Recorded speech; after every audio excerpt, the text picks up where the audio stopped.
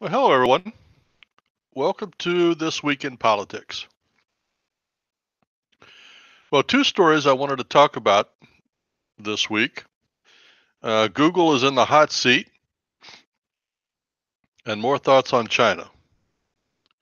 The first one I want to talk about is Google. Now, a week or two ago, all three major social media leaders were supposed to be at Capitol Hill testifying, and Google didn't bother to show up, and they made a big deal about it by leaving an empty chair with the name Google on it. So this week, Google got their opportunity to come in, and they did it all by themselves. And they did a write-up on it. And I did not know this, but Google's CEO is an Indian. I don't mean Native American. I mean a guy from India by the name of Sundar Pichai. Sundar Pichai. So anyway, he went to Congress, testified before Congress.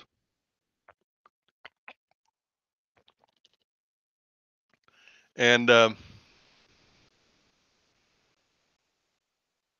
as far as I can tell, he lied. But there's an article here called Google Denies Search Bias. And I want to go through that. And I just want to let you make your own decision. Now, I want you to remember that I have said all along for the last 2 years that the government and these social media, it's not acrimonious like they're trying to make it appear. They are actually working hand in glove, and the goal here is to shut up the conservatives, the right, and the Christians. And I don't. My opinion hasn't changed on that a bit. We're going to see here that is addressed. Now, the way that they plan on getting there is the government is going to threaten and has threatened legislation to control hate speech through legislation from Washington. And the social media is pretending like they're taking steps to control hate speech so that they won't have it. The ultimate goal here is to have legislation with the term hate speech, and that will be an open-ended buzzword. Now, what do I mean by that? Well, if you are a liberal, what would you consider hate speech? Anything a conservative says. If a conservative starts to talk about abortion, then he hates abortion. That's hate speech. By using that phraseology, they are limiting our right to free speech. In my opinion, again, this is my opinion, whether it's hate speech or love speech or enthusiastic speech or lying speech, no matter what kind of speech it is, our Constitution does not say you have the freedom of speech as long as it doesn't offend your ears. It says we have a freedom of speech. So if somebody says something you don't like, go to a different channel, flip it off. You have many other options. We should not give the right to anybody to control any type of language. If you feel like somebody is hating on you, then you have recourse. You can take them to court. You can sue them. You can write them directly and ask to mediate. You can do your own channel and bring out your own speech. There are many other objectives, but to allow somebody to control any type of speech is a slippery slope we don't need to go down. And the left and the government are on the same page. They both want to control speech with the ultimate goal of controlling the right. So, with that background, I want to go in. There was an article, and all these articles, if I get to them today, are from the Wall Street Journal, and this one is called "Google Denies Search Bias." Google Chief Executive Sundar Pichai deflected questions about anti-conservative bias on the world's largest search engine as he made a long-awaited first public appearance before lawmakers who have grown increasingly skeptical of Silicon Valley. Appearing at a hearing before the House Judiciary Committee on Tuesday, Mr. Pichai fielded tough questions about Google's data privacy practices and its handling of disinformation campaigns by foreign actors. Much of the discussion, however, focused on what Republicans see as efforts to suppress conservative voices across the company's online services, allegations Mr. Pichai reportedly denied. Okay, let me address a couple of these issues. It says he fielded tough questions about Google's data privacy practices. People are getting into their system and accessing your information, and its handling of disinformation campaigns by foreign actors. Okay. This is the excuse they're using to control hate speech. Everybody's talking about the 2016 use of social media by Russia to influence the election of 2016. They spent $4,000. Okay, $4,000. Hillary spent over $1 billion. Russia spent 4,000, and they were not for one candidate. They were pro-Trump, anti-Trump, pro-Bernie, anti-Bernie, pro-Hillary, anti-Hillary. So if you figure 2 positions on 3 candidates, that's 6 different positions. That's 6 different videos or memes that they did.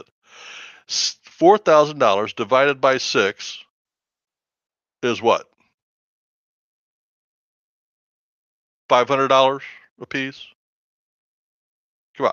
You know how much advertising you can do for $500? Not much. This is a straw man that they are building so that they can use it as an excuse to control speech. This is a non-issue. But this is the excuse and the horse they're going to ride as long as they can to control speech. We use a robust, now I love the verbiage on this. We use a robust methodology to reflect what is being said about any given topic at any given time, Mr. Pinchot said. I can assure you we do it without regards to political ideology. Now think about that for a second. We, meaning Google, use a robust methodology to reflect what is being said about any given topic at any given time. What gives them the right to do that? They should not have any methodology or any reason to monitor anything that is being said by anybody on any topic at any time. And yet, right here, he admits they're already doing it. We use a robust methodology to reflect what is being said about any given topic at any given time. He just said it right there. He is controlling free speech on Google, and then he's going to turn around and deny it when the Republicans call him on it. Republicans were doubtful, citing recently disclosed evidence, including videos and emails in which Google executives expressed animosity toward right-leaning ideas and causes. That's true, by the way. For you to come in here and say there is no political bias in Google tells us you are either being dishonest or you don't have a clue how politically biased Google is, said Representative Louis Gohmert, Republican of Texas. And that's exactly right. Remember what I said. If you're a liberal, what do you consider hate speech? Anything a conservative says. If you live in the world of liberals, then the liberal viewpoint is your normal. So if somebody starts talking pro-abortion, that's just normal speech for you as a liberal. Therefore, you don't recognize when the other 90% of the country gets offended when all you talk about is pro-abortion and all of the searches for pro-life are on pages 2, 3, 4, and 5 of your search engine. You see what I'm saying? Silicon Valley is ultra left-wing. That whole world is left-wing.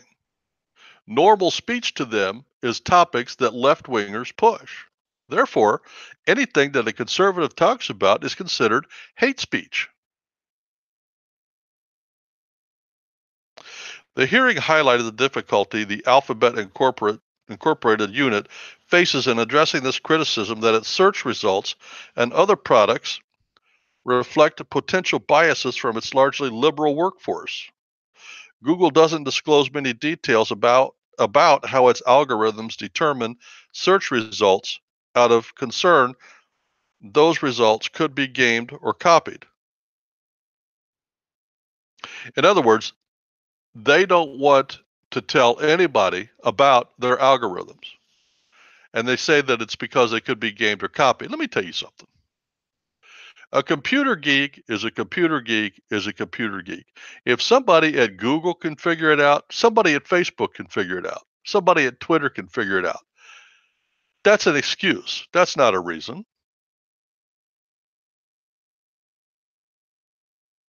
Just like Facebook wanted to appear to have no input on hate speech.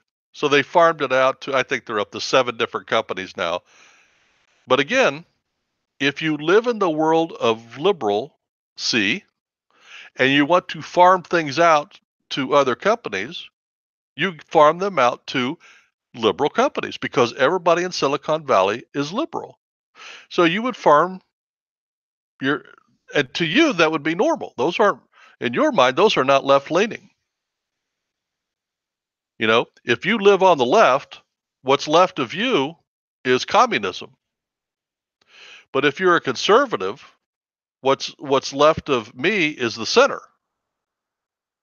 It's all about perspective.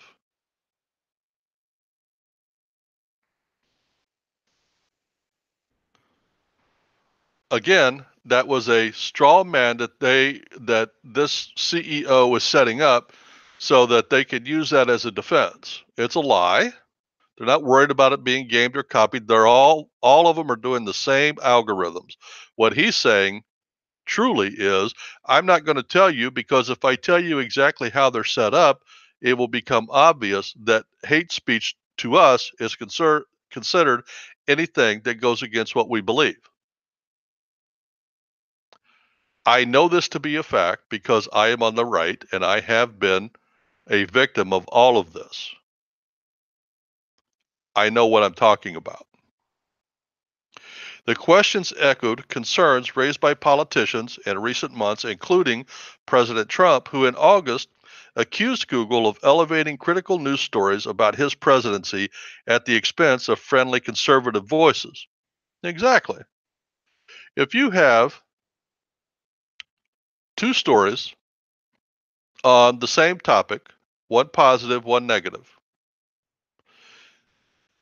not just Google, but all 3 major outlets will put the negative one about Trump on page 1 and the positive on page 2, 3, or 4. Why is that important?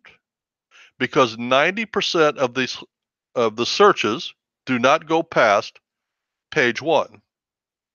Therefore, all the negative feeds are on page 1 and people don't go to page 2, 3, and 4. Yet this guy can say, oh, we don't use political bias as any measure. Again, that's a lie.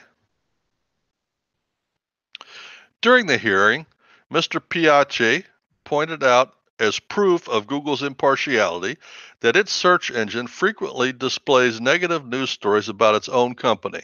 Okay. Again, In the real world, we would call that false modesty or self-deprecation.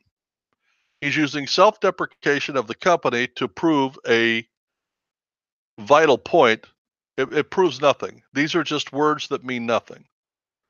It's their search engine. They can control the story, whether they call it negative or positive. You see, and he admits in his own words that he acknowledges that there is positive and negative messages on one topic. He just admitted it.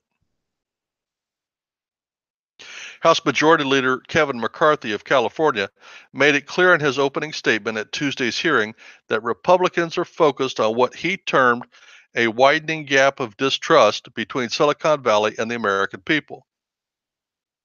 I was unaware that there was never distrust of Silicon Valley. I have never trusted them.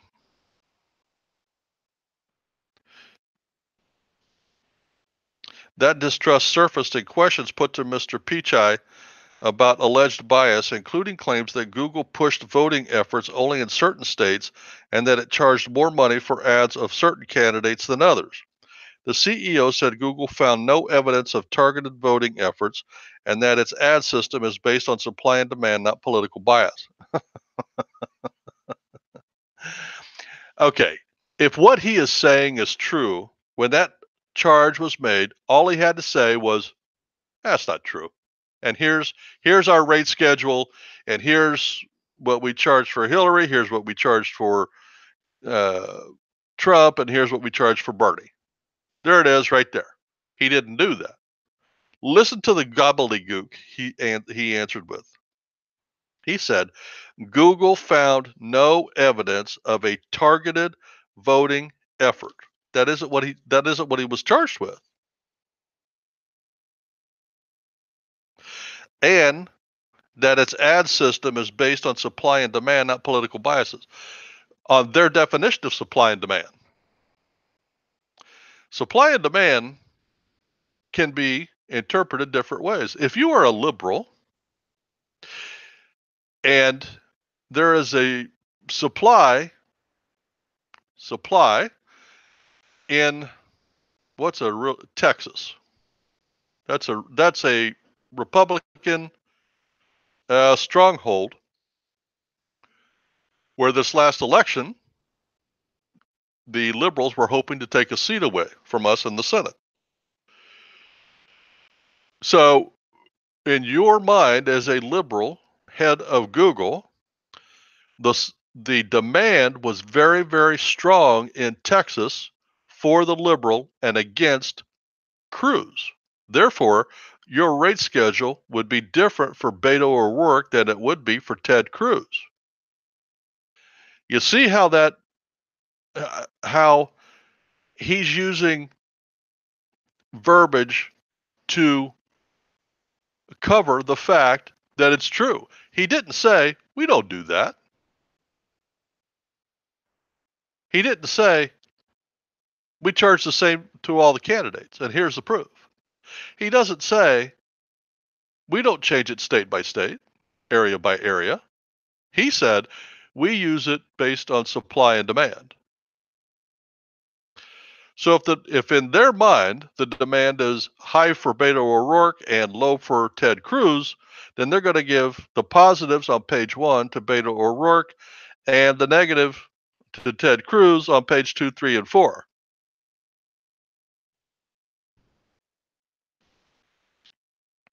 Several Democrats sought to undermine Republicans of anti-conservative bias, said Republican Ted Lieu, Democrat of California, to GOP lawmakers. If you want positive search results, do positive things. That's just bloviating.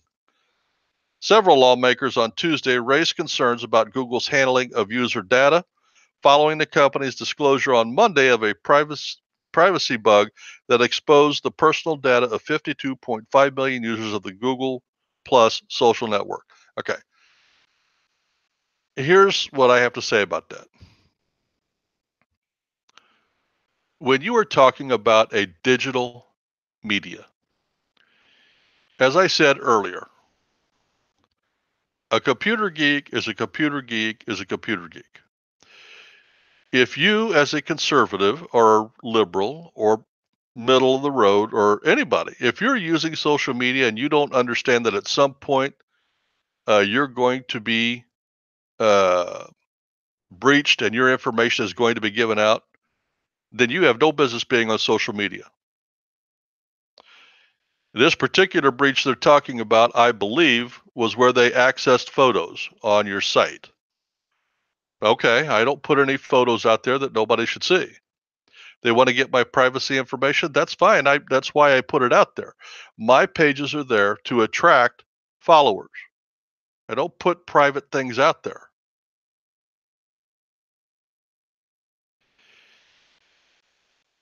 The fact that so any computer geek at any time has the ability to hack into any site. We're going to see a story later on down in the stack here. I've got one about China hacking into the United States. If people don't understand that, then they don't understand the digital media.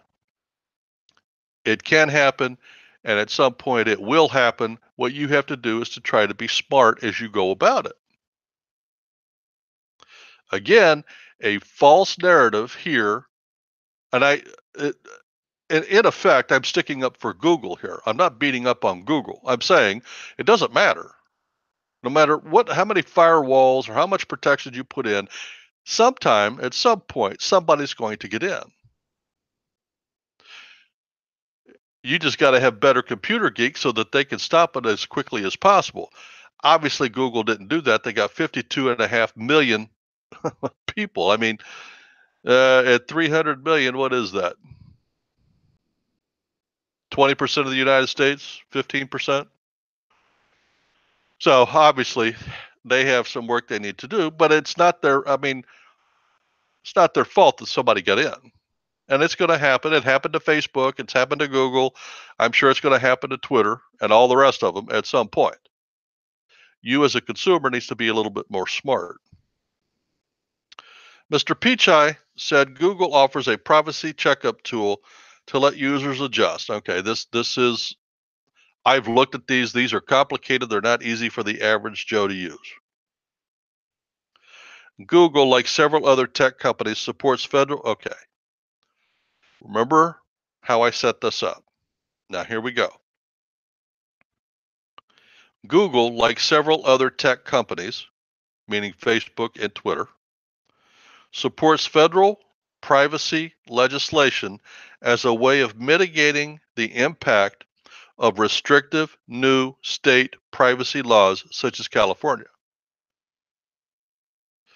They favor regulation by the federal government.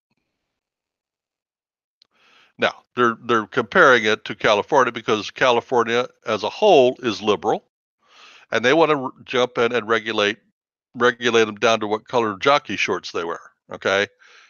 So what they're saying is we favor legislation from the federal government so it can be nationwide, and we're all playing by the same rules instead of having to do it by state. If the question is who's going to make the legislation, then Google is right. But they're asking the wrong question. The question is, should free speech be regulated by anybody, federal or state or local? And my opinion is absolutely not. Again, the Constitution does not say you have a right to free speech as long as it doesn't offend somebody. When that hate speech legislation or hate crime legislation was passed, I said at the time, and I've said ever since, that is wrong. One person's hate is another person's rebel. One person's hate is another person's communication. If you don't like it, don't listen to it, but don't regulate it.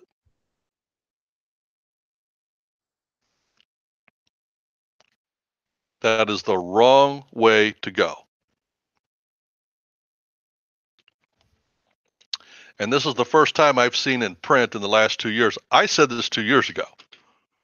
They do want legislation. They do want it regulated, because as long as it's regulated and they use flowery terms and hate speech, I mean, define hate speech for me.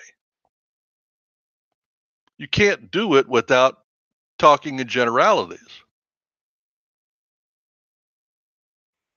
I mean, if you want to, if you want to go there, which I don't, and you want to talk about hate speech, okay, then let's come up with the list of terms that are not permissible. So what are you going to say? You can't use the word Nazi or Jew?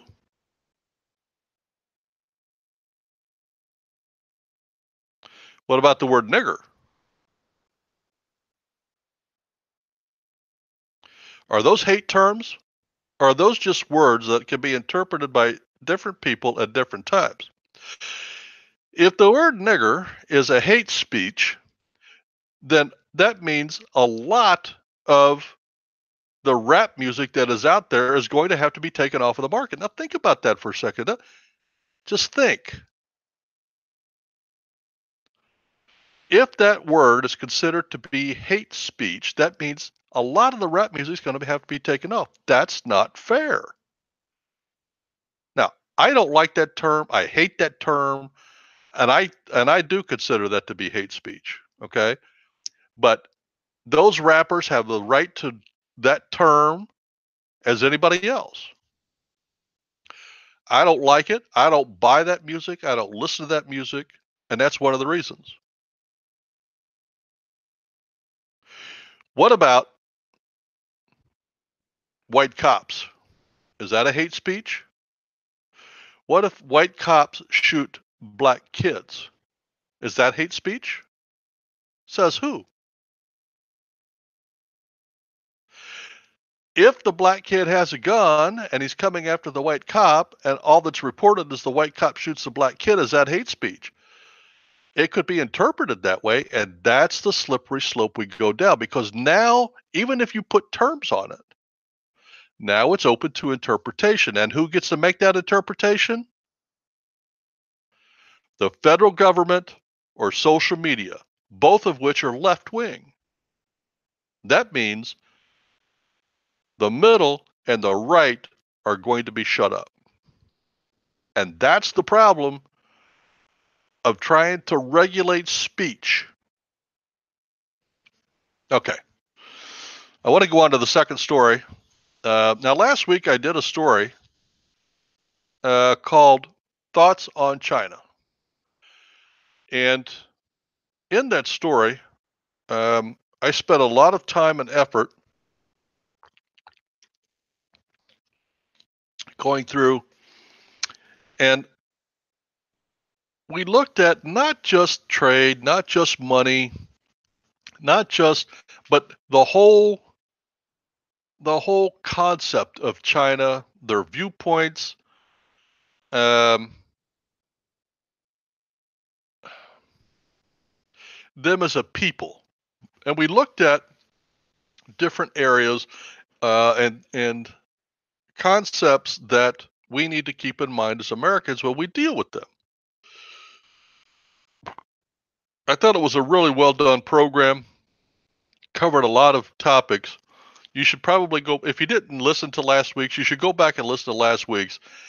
It's kind of long. It's about an hour and 10 or 12 minutes, something like that. But it does go into great detail about who we are dealing with. Now, this last week, every day this week in the paper, I have seen negative articles about China. And I'm going to go over some of them, but you got to ask yourself, why? Why and why now? Here's what I believe. I believe the press is liberal. The stock market is on a roller coaster ride because of China. So the press is jumping on the bandwagon and beating that steady drumbeat of negativity about China to wear down the investors and the stock market, to make the stock market go down. Why do they want to do that?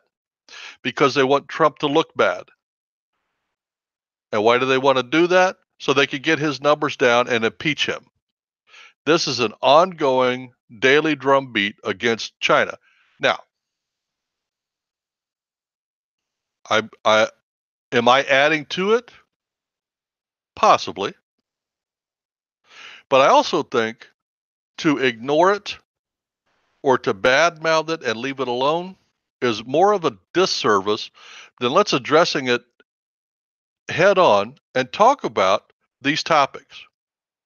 Now, one of the last issues I talked about last week when we were going down at the end of the program, I talked about just some general issues, and one of them that I talked about was the treatment of Christians in China. And I said last week that China was currently going through a massive roundup of Christians throughout the country, and we don't know what they're doing with them. We know they're rounding them up, but we don't know what they're doing with them. For all we know, they could be sending them to outer Mongolia and shooting them in mass graves, for all we know. Now, you say, well, why would they do that to Christians?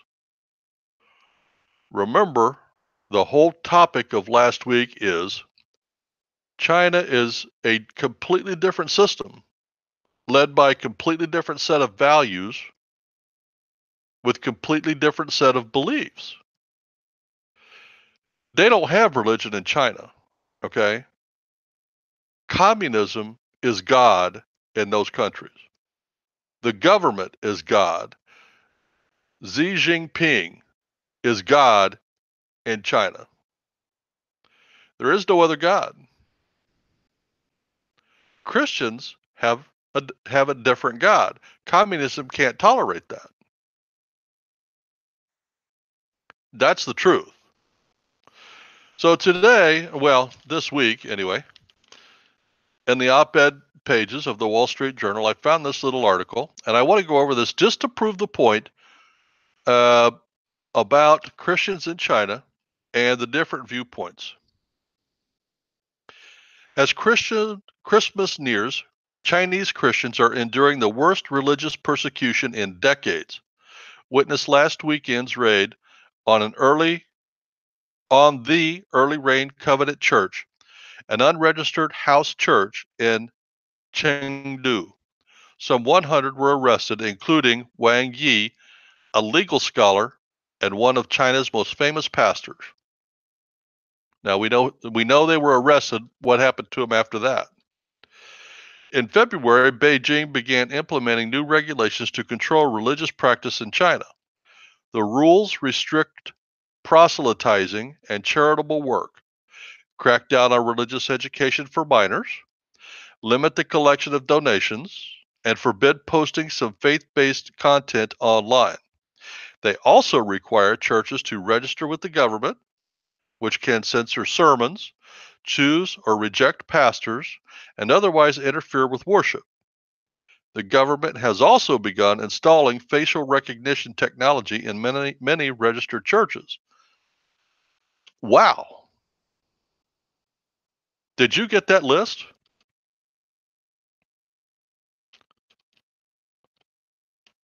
Okay. The rules restrict proselytizing, that means evangelizing, and charitable work. They restrict charitable work. I mean, what kind of government does that? Crack down on religious education for minors, limit the collection of donations. See, you can only donate X amount of money to the church. You can't donate more than that. The rest of it needs to go to the government. And forbid posting some faith-based content online. Okay, we're not done. They also require churches to register with the government, and the government, therefore, can censor their sermons, choose or reject pastors. The government's going to choose your pastor, and otherwise interfere with worship. The government has also begun installing facial recognition technology in many registered churches. That means the government's coming in, going to put a camera in there. They're going to watch everybody that comes in. And they're going to have facial recognition. If they don't like you, they're going to come arrest you. Wow. Beijing claims the regulations promote the rule of law when managing religious affairs. Okay. First off, their system, in his answer, he's already admitting that the communist government is supposed to manage religious affairs. That is completely opposite of the West. Our government is not supposed to manage religious affairs. But Mr. Wang, a lawyer once celebrated by the state-owned press as an influential public intellectual, called out this warped logic. The Chinese Constitution guarantees freedom of religious belief and normal religious activities. Again, see, this is a trick that the left always uses. The communists use it here, and we saw it in Google there. Normal religious activities, okay? If your normal religious activity is that the government is God and the leader is God, and that's normal, then anything that deviates from that is abnormal. And that's the logic that they're using, just like Google did, okay? So passing the regulations is a step backward for the rule of law in the religious field, Mr. Wang wrote last year in response to a draft of the rules. He decried the regulations as evil from the standpoint of religious belief, illegal from the standpoint of the Constitution, and foolish from the political standpoint. And now we know why he was arrested. Mr. Wang has urged Christians to resist the religious regulations in legal and nonviolent fashion, just like Martin Luther King did with the blacks in the 60s. Nonviolent. On Wednesday, Mr. Wang's family received notice that he has been charged with inciting the subversion of state power, the same charge Beijing leveled against Nobel Peace Prize winner Liu Xiaobo, who died last year in custody. Mr. Wang visited the White House in 2006, and U.S. officials should urge his release when they engage with Chinese counterparts. All right. That won't happen. This guy will die in jail. And of the 100 that they arrested, most of them will probably be released and warned never to go back to church. You know, but some of them will be kept. And this scene is being played out throughout the whole country of China, because China has elected Xi Jinping as president for life. He cannot have any competition from any religion or any person anywhere at any time. He's eliminating the competition, and God is competition to him. Again, different culture, different set of rules, just like, and the parallel is very, very closely to the first story we covered about Google. If your mindset is that Xi Jinping is God, communism is God, then anything outside of that is against God and can be dealt with. If your viewpoint is that liberal left-wing speech is normal, then anything outside of that is abnormal and is to be dealt with. In China, it's called religious freedom. Here, it's called hate speech. Same topic, different situation, different verbiage, but same situation. Okay. Now, I said earlier that we had a story that I was going to get to about a computer geek is a computer geek is a computer geek, and at some point, everyone is going to be hacked. Well, here's a story that appeared this last week, and it says Chinese hackers breach Navy data. Okay. Again, the Navy, the Army, the Marines, the White House, the Senate, the House, the Defense Department, the Justice Department, the FBI, the CIA, every government entity, if they don't understand that they are going to be hacked at some point, the question is when and how badly. If they don't understand that, then they have no business using computers. It will happen. It's not like they're coming in with guns and bombs and planes. They're coming in with the keyboard. And for every firewall that you could put up, there's a geek that can use a keyboard to get through. It only makes logical sense.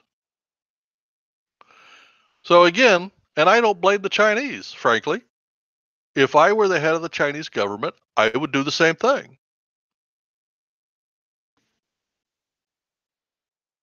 I'm sorry, but I would. Chinese hackers breach Navy data. Chinese hackers are breaching Navy contractors and steal everything from ship maintenance data to missile plans, officials said, triggering a top-to-bottom review of cyber vulnerabilities. Okay, see, this drives me crazy about governments. Why would you close the door after the horses have gotten out? Why don't you go around and try doing, what do they call it? Top to bottom review of cyber vulnerabilities. Why don't you do that now? Why, instead of waiting until you get hacked?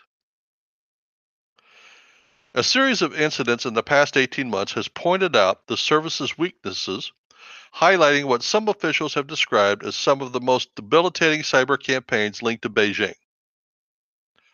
That tells me Beijing's got some good computer geeks. Cyber attacks affect all branches of the armed forces, I agree, but contractors for the Navy and Air Force are viewed as choice targets for hackers seeking advanced military technology, officials said. Navy contractors have had especially troubling breaches over the past year, one U.S. official said. And that is a weakness. A contractor is a contractor. He's not the federal government. The federal government is not going to pay for the contractors to have good computer cyber security. Maybe that ought to be a requirement to be a contractor for the federal government. You say, yeah, but that leaves the little guy out. Well, maybe, but when it comes to sensitive stuff, maybe that's what we need. The data allegedly stolen from the Navy contractors and subcontractors often is highly sensitive, classified information about advanced military technologies, U.S. officials and security researchers say. Victims have included large contractors as well as small ones, some of which are seen as lacking the resources to invest in securing their networks. One major breach of the Navy contractor reported in June involved the theft of secret plans to build a supersonic anti-ship missile planned for use by armed submarines, according to officials. The hackers targeted an unidentified company under contract with the Navy's Naval Undersea Warfare Center in Newport, Rhode Island. Now, last week when I was talking about China, one of the points that I made, and I said, remember, we play by different rules. The West and people we associate with, and in that I include Taiwan, Japan, Philippines, these countries all have one thing in common. We invest in research and development. Japan, ever since World War II, has invested heavily in R&D. That's why they have. That's why they went crazy with the. First, it was radios, and then TVs, and then computers. They do it quicker, faster, better, cheaper because they research and develop everything, as does the rest of the West. China, on the other hand, they invest nothing in R&D. They steal everything. I gave the example last week. I used to live in Taiwan years ago. And at the time when I was living there, an album, a record album, and for those millennials who don't know what that is, it was a disc about this big and it was black and you put 10 to 15 songs on it. It would cost the consumer somewhere between $5 and $10 for an album. Okay. What the Chinese would do is they would take that album, they would buy one, copy it, and then make copies, thousands, millions of copies, and flood the market with them. And I could buy any carpet from any album from any artist, any American artist I wanted. I could buy that album all day long for a quarter. We bought a reel-to-reel tape machine, and I would go out and buy 10 or 12 albums of a certain artist, and we would record every one of them on the reel-to-reel. When we left there, we had a huge library of American music artists. And that whole tape, I mean, the tape would cost the most. I mean, whatever that cost, plus 12 albums at a quarter cost me what? $3 or $4 to $5 for all the music on there. To do it here in the States, 12 albums at 10 cost me $120. They do that in every industry in China. They steal everything. Part of their requirements for any business to come into China is any technology you have to share with the Chinese government. And think about that. Pick any business, even a fast food restaurant. If you want to do business there, you have to give them your technology, which means McDonald's has to tell them how they make their burgers, how they get them to market, the types of fryers they use, how they determine customer. I mean, every bit of their technology, from the headsets to handling in the drive up to their self-service kiosk to the timing of the machines, every bit of technology they have to share with China. And all China is doing is taking it, writing it down, giving it to the Chinese and saying, okay, here's the fast food thing, go make this happen. So now instead of McDonald's, they've got burger joints called, What a Whopper or whatever it is. And they're using McDonald's technology to flourish. That's how China rolls. They got the same end result without having to spend a bunch of money in R&D. That's stealing. That's blackmail. Because businesses going into China are going there because there's 1 billion people there. 1 billion with the B. So the market is huge. And a lot of companies think, okay, well, we'll sacrifice the technology for 1 billion customers. But the country is getting everybody's technology. And Trump is doing the right thing. Because in 7 years, they would have become the number one power in the world. Trump has cut their wings. Anyway.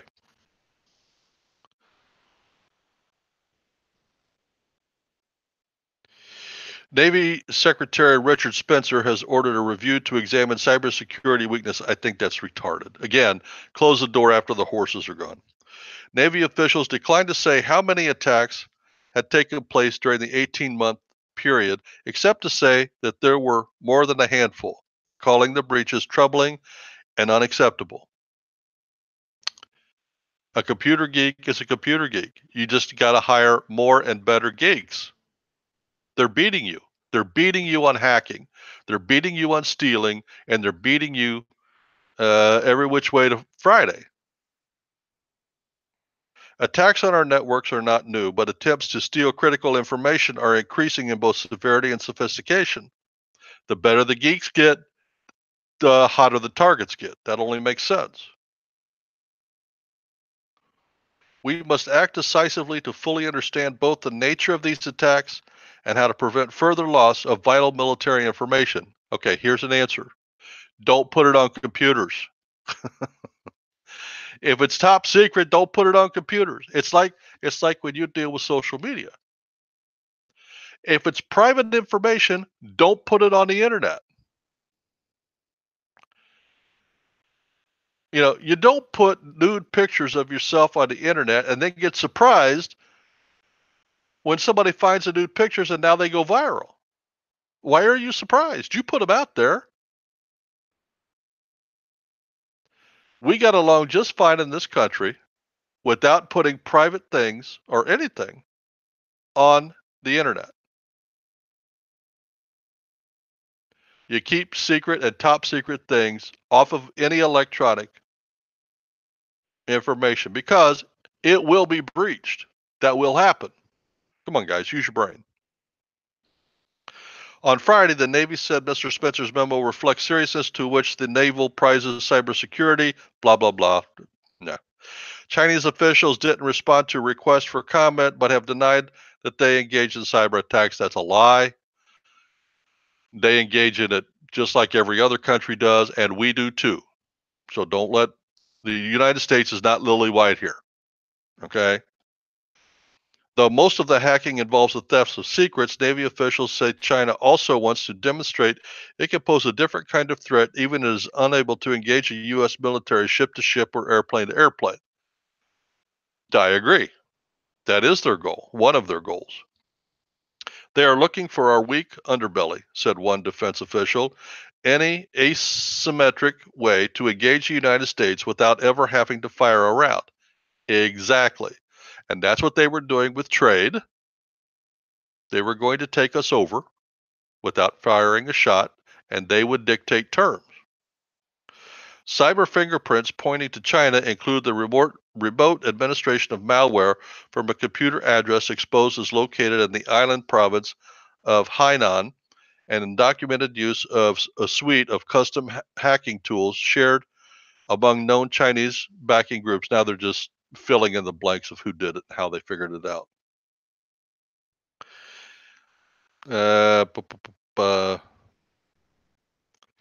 Tom Bossert, who until April was President Trump's Homeland Security advisor, said that the Chinese hack the U.S. military and others for various reasons, sometimes to sabotage, sometimes to gather intelligence, and other times to gain a competitive advantage.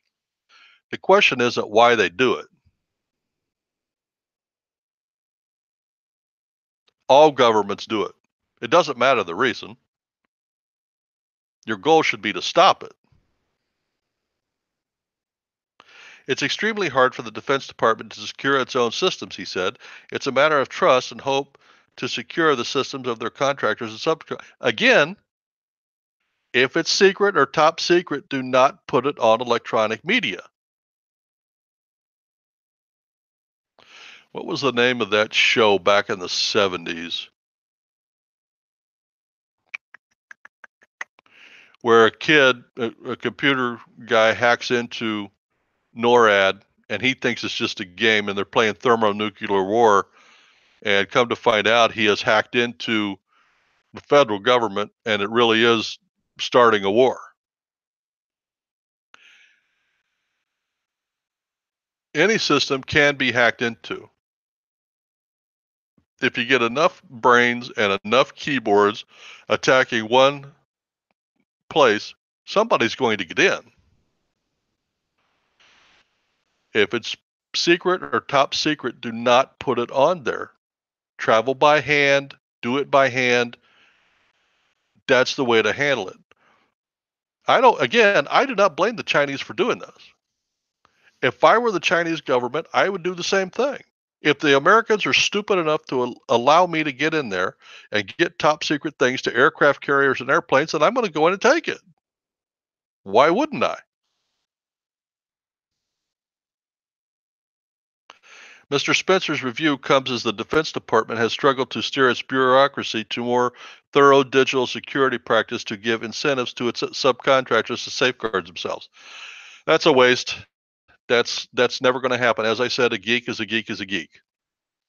An intelligence official said that subcontractors across the entire military were lagging behind the cybersecurity and frequency suffered breaches.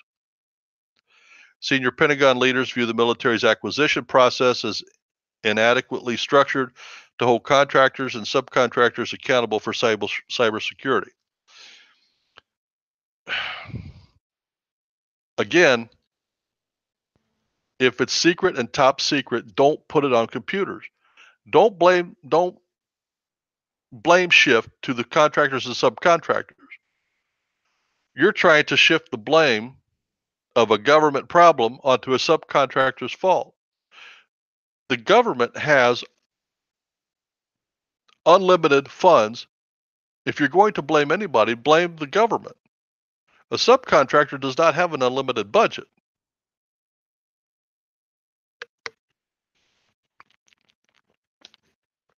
And it doesn't matter how big the subcontractor is.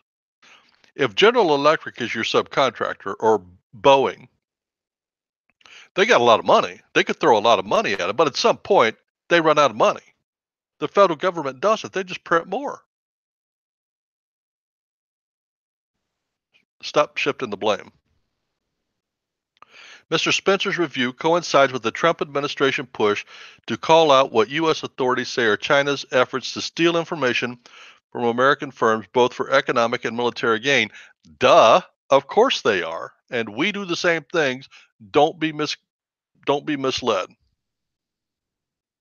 The breaches of Navy contractors and subcontractors have been linked by private sector cybersecurity researchers to a suspected Chinese government hacking unit known as Temp Periscope or Leviathan that often deploys email phishing schemes to break into computer networks. Ben Reed, senior manager for cyber espionage analysis at FireEye, said that Temp Periscope has been one of the most active Chinese hacking groups the firm has observed over the past year.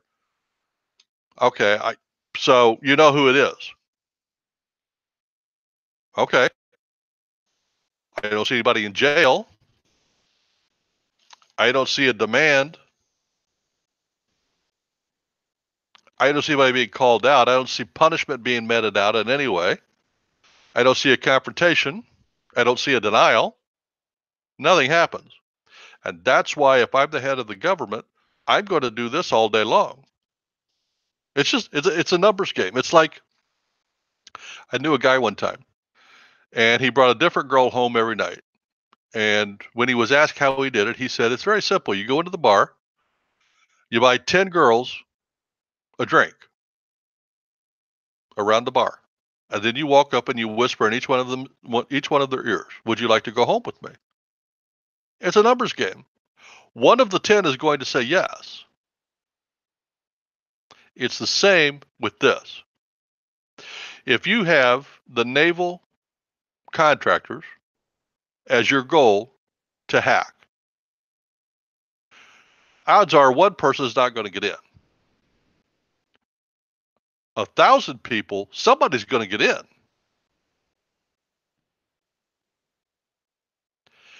If I'm China, I'm looking for the brightest computer people there are in the country, and I'm going to pay them well.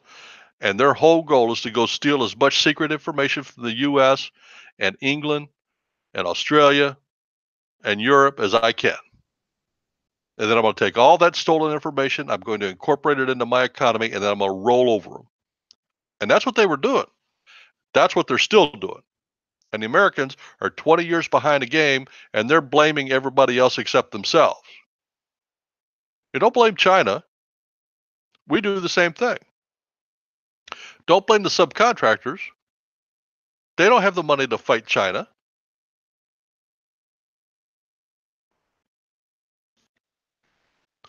Now, the last one I want to take a look at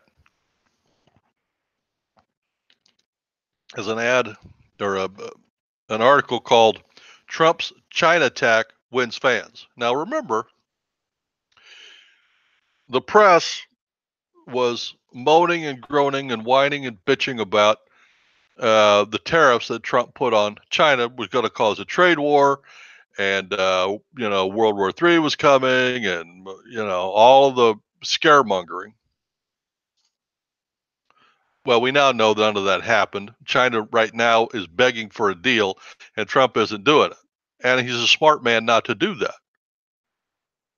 I mean, if you put the squeeze on somebody, and they said, okay, I'll give you $10, and you say no, that I want $1 million, and he comes back with 10. You say no. I'm going to tax you at 50. I've got 50 before I even lift. He said, okay, well, okay, I'll give you 15. And Trump, that's where we are. Okay. So let's see what this article says. When President Trump first threatened to levy major tariffs on China, okay, first off, they are not major tariffs. 15 to 25% is not a major tariff.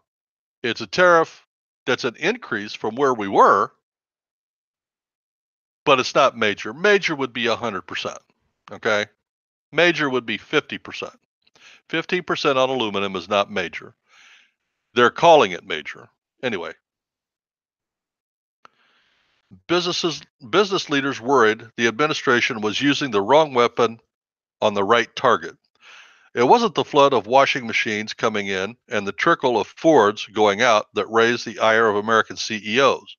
They wanted something done about counterfeiting, allegations that the Chinese were stealing U.S. intellectual property, and investment rules Beijing leans upon that force technology transfers. Getting China to play by the rules has proven tough over the past decades. Again, as I said, it's not that they're going out of their way, that's just how they do business. They have a completely different mindset, a completely different belief system than the West does. International bodies such as the World Trade Organization, which I covered last week, they should be kicked out, have insufficient power. I agree with that to a degree. I don't believe we even need the World Trade Organization. I believe companies and free trade would take care of that. However, in this particular instance, because of the circumstances, I do think Trump is doing the right thing with China. Export controls and indictments are tools to address theft, but they work only in specific situations and require cooperation from U.S. companies that may be reluctant to rock the boat. It's become clear Mr. Trump's prolonged tit-for-tat trade fight may represent American business' best shot at addressing those long-standing grievances. I agree with that. Calling the abuser an abuser to their face is the first step. Bashir Junja, chief executive of San Francisco software development firm Calculi, told me this week at the Wall Street Journal CEO Council in Washington. U.S.-China tensions have rattled markets because the media and the left keeps hyping it up and making it sound 10 times worse than it really is. The Dow Industrial started the past week strong after positive news on the trade front, but plunged as doubts about a favorable outcome reemerged. The arrest of a senior executive of networking gear maker Huawei Technologies company on Wednesday intensified negotiations on trade. The dozens of CEOs gathered for the Journal's meeting in the Capitol, however, suggested business leaders have shifted their view of Mr. Trump's confrontational approach. They now say they are encouraged that the administration recognizes complex problems and demands sophisticated solutions. Amen. As a general rule, as I said earlier and I said last week, I am a free trader. The market will work things out. However, when you're not all playing by the same set of rules, last week I gave the example of how China was cheating with manufacturing. They were subsidizing. They're cheating. They're, the example I gave was if a steel rod cost $5 to make and China was giving the company $3, then the company is really only spending $2 on it. They could dump it in the United States for less than the Americans can make it for, much less sell it and make a profit. That's what they're doing in field after field after field. And that's what Trump is doing. And what Trump is saying is, okay, if you're going to give them $3, then I'm going to take $3 back on taxes so that we can play on a level playing field. So now they can't dump all that. They're going to have to play by the same rules we play by. And if they continue to do that, to subsidize to a greater degree, so let's say that Trump is taxing that steel now at 25%. So in order to subsidize, China's going to have to increase by 25%. So now instead of $3, they're going to give the company $4. And Trump doubles it to 50. Now they're going to have to go back and now they're going to have to give him $5. You see what's happening? So the higher that Trump raises the tariffs, the more money we can take back from China, because that's what China was doing to us.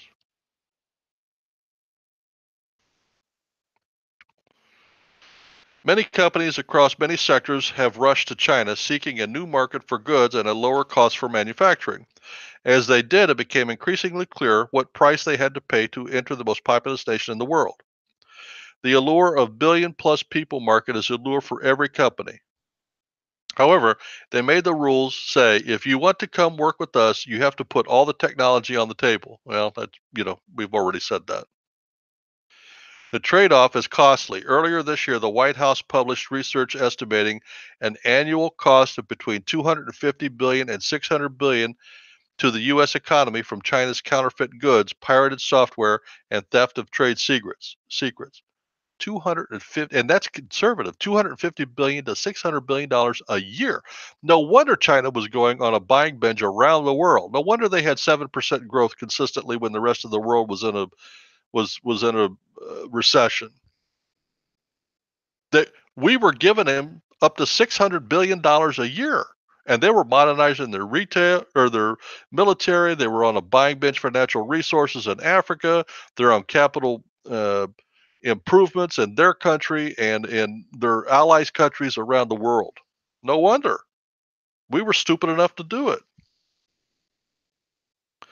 Several experts say past administrations attempted to address alleged abuses but lacked resolve. For instance, many companies with regulators figured China would eventually act like the rest of the countries of the World Trade Organization. That was a lie perpetrated by the left to get this thing passed under Bill Clinton. There was never, I never believed that for a reason. A leopard is a leopard, and it's not going to change its spots just because you give it food for free. It's never going to happen. It's still a leopard. People were making a bet which direction China would take, and it looked like China would follow global rules, said James Andrews, vice president of the Center for Strategic blah, blah, blah. Mr. Lewis says China's strategy to win at any cost often overshadows the desire to be seen as a good citizen of the world. They don't care about being a good citizen. They don't care about human rights. They don't care about right and wrong. That's what I've been saying, a completely different culture. Win at any cost, hurt anybody, steal everything, whatever it is you have to do, beat America. If one pushed China too hard on individual issues, it would jeopardize those broader goals. Baloney. President Obama took a harder line with China during his second term when it became clear Chinese President Xi Jinping wasn't going to open the Chinese market up as much as initially hoped, she said. Getting the support of American business was tough because companies were hesitant to admit this type of rampant IP theft was taking place because of how shareholders might respond. Well, yeah, I mean, this is PR, okay? American companies jumped at it. They just tried to keep it quiet. The billion people market is a market that is 3.5 times the people that the United States has. Think about that. That's the market they're going after.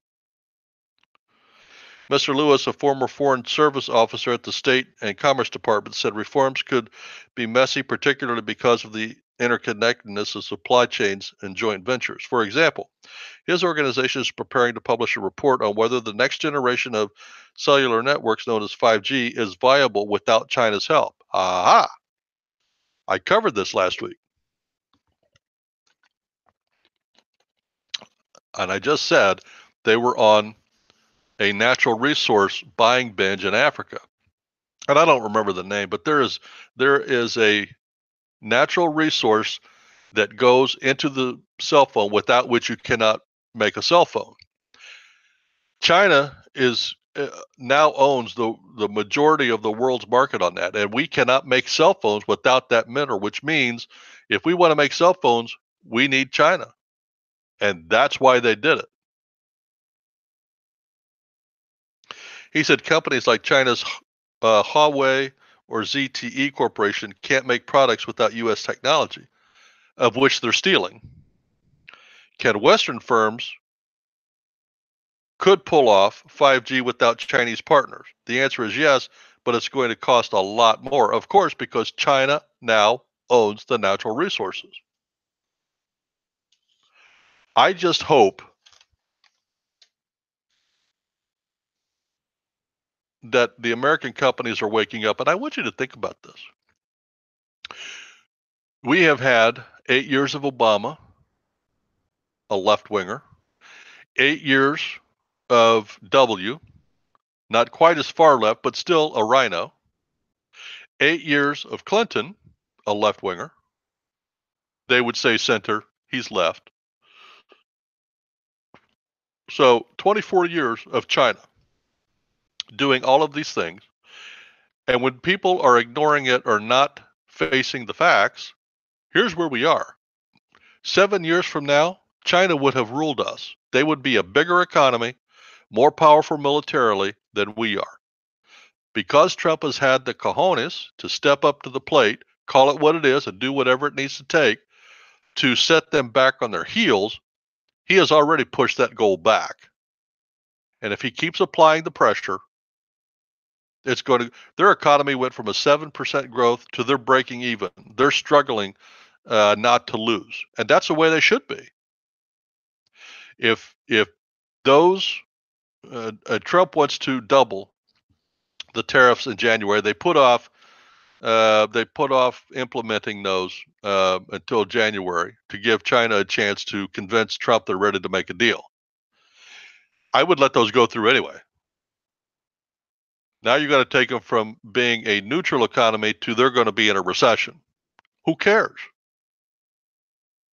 They try to get us to be in a recession. They try to hurt us. They try to overtake us. So we turn the tables on them. I would double them, and if they still didn't come and do exactly what I wanted, I'd double them again. We're their number one market in the world. They need us, and we can dictate from where we are how fast they grow, if they grow.